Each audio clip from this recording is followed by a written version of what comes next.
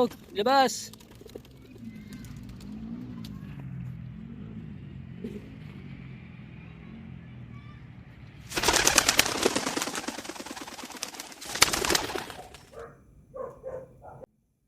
Good morning mga dre.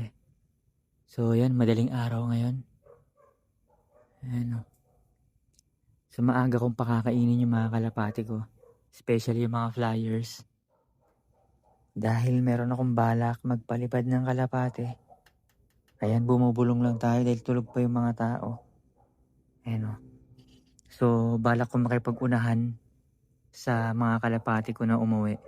So papaliparin ko sila sa isang malayong spot. Tapos uunahan ko silang umuwi. Pero this time nakabike ako. Kasi dati-rati nakikipag-unahan akong umuwi sa mga kalapati ko pero nakamotor ako. Pero ngayon nakabike. Gusto kong i-challenge yung sarili ko no mga dre. Ayan. So tara, pakainin na natin sila. Kahit napakaaga pa. Naglagay na ako ng pagkain mga dre. Ayaw pa nilang lapitan. Parang feeling nila sleeping time pa rin or sleep time. Kaya ayaw nila lapitan. So, hintayin natin na tukain nila yan para meron silang baon, mga dre. At pag sumilip na yung araw, umpisahan ko na yung biyahe. Pero, di na natin papakita yung biyahe, mga dre. Lobat yung GoPro tsaka tinatamad akong mag-GoPro ngayon. Mag-setup. Ayan. So, hintayin lang natin na tukain nila yung nilagay ko. Kahit parang feeling nila pa rin, sleeping time. Siguro nga dahil yung pattern ng oras na hindi naman sila kumakain ng ganyang kaaga no mga dre. And ayoko rin naman silang subuan ng mga pabaon shit dahil hindi naman gaano kalayo yun. Hindi naman gaano kalayuan pero it's going to be the farthest flight na gagawin ko para sa kanila mga dre. So ayun, kita-kits mamaya. So ano nga ba yung advantage at disadvantages nating mga tao kung makikipag-unahan tayong umuwi sa mga kalapate? At ano rin yung advantage at disadvantages ng mga kalapate pagdating sa uwian no mga dre? So unahin na natin sa tao. So tayong mga tao kailangan natin dumaan sa kalsada, sa proper na kalsada or maayos na kalsada. Syempre highway, and then na-experience natin yung traffic jam, traffic rules, kailangan natin sumunod mga dre. At yun nga, ang travel natin is by land mga dre. So sa lupa tayo dumadaan mga dre. Pero ang advantage naman natin kung makikipag-unahan tayong umuwi sa kalapate is alam natin sa isip natin na kailangan natin umuwi. Dahil meron tayong human intelligence, yung mindset natin, yung focus natin is sa pag-uwi lang mga dre. No, syempre, di ba pag kumakarera tayo, halimbawa bisikleta, takbuhan, kaya naman motor. So alam natin na nakikipagkarera tayo, kaya naman kailangan natin diskartehan. Ayun na, nag-a-alarm. Tumutunog yung alarm naman. Tapos sa kalapati naman, ang disadvantage or ang advantage muna nila. Ang advantage nila is sa himpapawid sila dumadaan mga dre. At ang measure lang, ang distance ay air or ano ba yun? Air distance. Wait lang, hatching ako. Sobrang lamig. Ayan, so kung sa distansya, hindi sinusukat yung distansya sa kalsada na parang sa Google Map. So ang pagsukat na is air distance or himpapawid. So maikli lang yun, maikli lang na sukatan yun. Kung sa ating mga tao, yung 10 kilometers, baka sa kanila 5 lang or baka less than 5 lang mga dre. Pero ang disadvantages nila sa ating mga tao kung makikipag-unahan silang umuwi sa atin is hindi nila alam na sumasabak sila sa karera mga dre. No, kahit ano pang supplements yung isalpak natin sa kanila, kahit kahit anong supplements, kahit anong pagkukondisyon natin, hindi agad sila umuuwi. Pero uuwi din naman, pero hindi nga lang agad-agad kasi wala silang kamalay-malay sa pinaggagawa natin na sinasabak para natin sila sa karera. Dahil lumilipad lang sila at umuuwi lang sila just for fun, no? So yung paglipad-lipad nila, ginagawa nila yung just for fun kasi yun yung instinct nila is lumipad, mamasyal, yun lang, no? So although meron silang homing instinct, so hindi natin masasabi kung or hindi natin sila mapipilit na na umuwi agad kasi nga wala naman silang human intelligence. So meron lang sila human instinct at saka yung pagiging natural sa kanila na lumipad-lipad, no. So yung iba binibigyan ng motivation yung mga kalapati na like pinaparisan para agad umuwi. Tapos yung mga may mga inakay, excited talaga umuwi yan. Pero sa totoo lang, kung gugustuhin naman talaga ng kalapate or kung ang kalapate ay merong utak ng parang sa isang tao, paglipad niyan, hindi naroronda yan. Uuwi na agad yan, no? Pero iba yung sa kalapate, mga dre. Kahit na sabihin pa nating lumilipad sila, yun yung dahilan. Yun yung dahilan kaya yung ibang kalapate hindi agad umuwi. Mabilis naman sila, kayang umuwi. Yun nga lang, wala silang kaalam-alam sa karera na pinagagawa natin.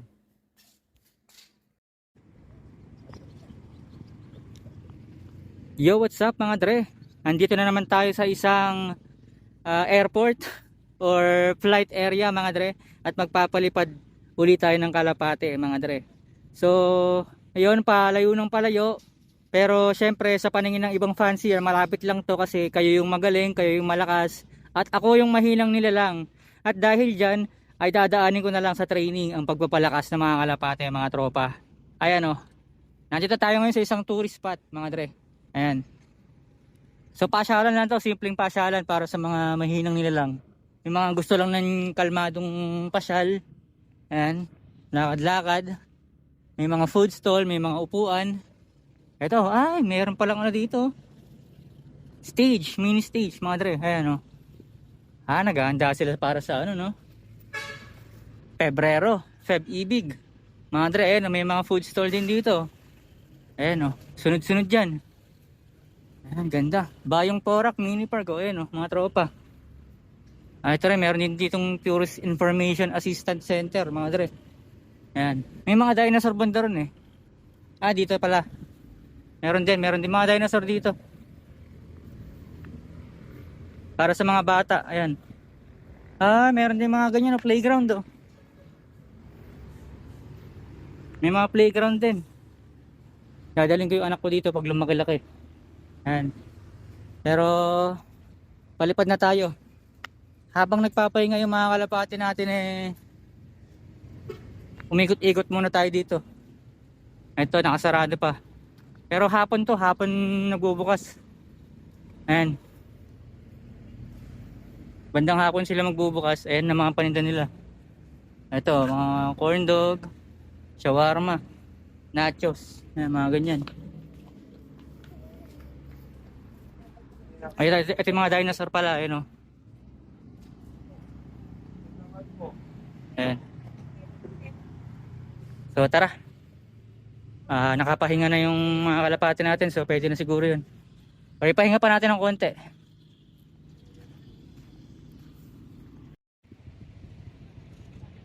Ayan, o. So dito natin ipipwesto yung kalapati natin. Tapos dito natin i-release para doon sila didiretso. Kasi dito may mga may mga structures, tsaka may mga puno, may kable. So dito sila sa open area. Gusto ko sana silang ma-challenge dito ko sana gustong iharap kasi yung papauwi sa amin banda ron, wala namang available na dito, or hindi naman masyadong maganda yung releasing direction dito. Pero banda ron na lang para iwas baka masagasaan nila yung mga puno tsaka kable. Ito, game na mga dre. Ayan, o. Merong nag-iisang dito, Pakistani high flyer or tipler sa sa madaling salita or sa mabilis na usapan. Tapos yung batch 1, ito kompleto pa rin mga dre. Ubus na yung batch 2. Ito na lang natitira. Pero technically, yung edad nito, hindi na nalalayo sa batch 1. So, isinabay ko na lang siya sa batch 2. Kaso nga lang yung mga batch 2, yung mga batch 2 medyo bata pa. Kaya ayun, ang dami na wala. Ang daming batch 2, ang dami rin nawala, mga dre. Samantalang yung batch 1 kasi tatlo lang talaga yan. Yung batch 2 marami. Walo. Walo yung batch 2 na wala na yung isa. Pero mga ano naman yun more on T-player naman yun Eto nga, naging isa, Pakistani. So kabugin muna natin. Pakikabog. Ay bumukas. Pakikabog, labas.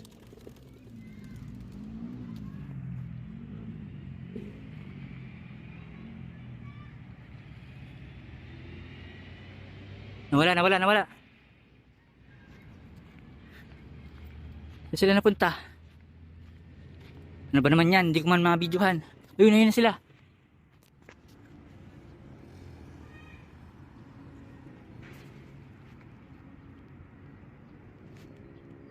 Medyo malayo yung tinakbo nila. Zoom out muna natin.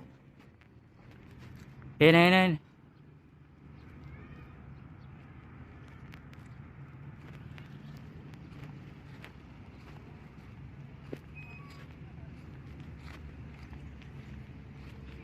Subukan natin lapitan. Ayun, lumayo sila mga tropa. Ang layo. Ang layo ng ano nila.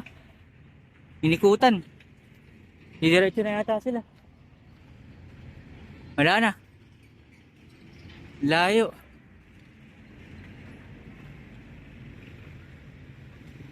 Ayun, umuwi na sila mga dre. So yun. Nakabisikleta lang tayo. Subukan natin makipag-unahan. Umuwi sa kanila mga tropa, no? Tingnan natin kung sino mas mabilis. Kalapati ba? O isang mainang nilalang na nakabisikleta ng bulok. Dre. So yun, dumaan muna ako sa poultry supply. Bumili ako ng 2 kilong plier mix tsaka breeder. Ayan. Bumili din ako ng ulam. Pero saglit lang yun. Saglit lang. At ito, malapit na ako sa bahay mga dre. Tignan natin kung nakauwi na yung mga kalapati natin.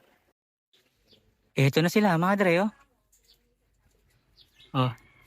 Si Ichi girl, oh, andito na. Nagkakamot na ng singit, oh. Tapos, ito si, si Steboy, oh. Tapos may nakawalang isa. Yung Hoist Banreal. Tapos, asan yung isa? Si Mortred. Barata, wala pa. Pero yun nga, naunahan tayo. Ayan, kalahati. Kalahati sa mga pinalipad natin, nakauwi na. Pero babalik din yung si Morted. So yun mga Andre, natalo tayo. Naunahan tayo ng mga kalapati natin makauwi. Ano? Kahit siguro hindi tayo dumaan baka nauna sila. Mabibilis yan Yo, what's up mga Andre? So ngayon ko lang naituloy yung vlog. Isang araw na lumipas, no? Kaya na, nakapaglaba na nga tayo. So isang araw na lumipas, hindi ko na ituloy yung vlog. Medyo busy, mga tropa. At itong mga nasa labas, pinaliguan ko yung mga yan. Kaya nandyan yan. Tapos sinayaan ko magpagpagpagpag. Tapos ito yung batch 1, mga tol. Kumpleto pa silang tatlo. Sila pa rin tatlo. Kaso nga lang, yung Pakistani high flyer natin na nakikipagsabayan sa kanila dati hindi na nakauwi. Pero sinadya ko talaga yun dahil meron akong ginagawang experiment. So gagawa ako ng compilation yan mga dre. Sa mga susunod kong vlog, gagawa ako ng compilation kung saan ipapakita ko sa inyo yung pagpapalipad ko ng tippler. Or isinasama natin yung tippler sa pagpapalipad sa kanila mga tropa. Dahil meron tayong sinusubukang experiment na kung hanggang or kung saan or hanggang paano ba to? Kung hanggang pinakamalayo, parang hindi ko ma-construct sa Tagalog Kahit sa English yun. So, ini-experiment or nag-experiment ako na hanggang saan or gaano kalayo yung kayang ilipad ng ng tippler. So, ayun, sinasama ko sila sa pagpapalipad hanggang sa maubos sila, mga dre. Ayan, so hindi Actually, nakakalungkot pero kaya yun yung gusto kong gawing experiment eh, mga dre, yung isama sila sa lipad hanggang sa maubos sila, mga tropa. Lakas ng trip eh, oh, ba't nandito to?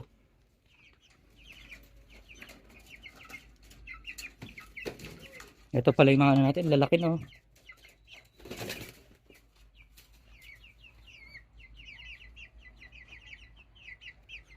Lalaki na ng mga manok natin mga dre oh. Pwedeng tatlo na lang yung natira oh. Taas ng mortality rate. So yun nga, abangan nyo sa mga susunod kong vlog yung mga compilation ng pagpapalipad ko kasama yung mga tippler.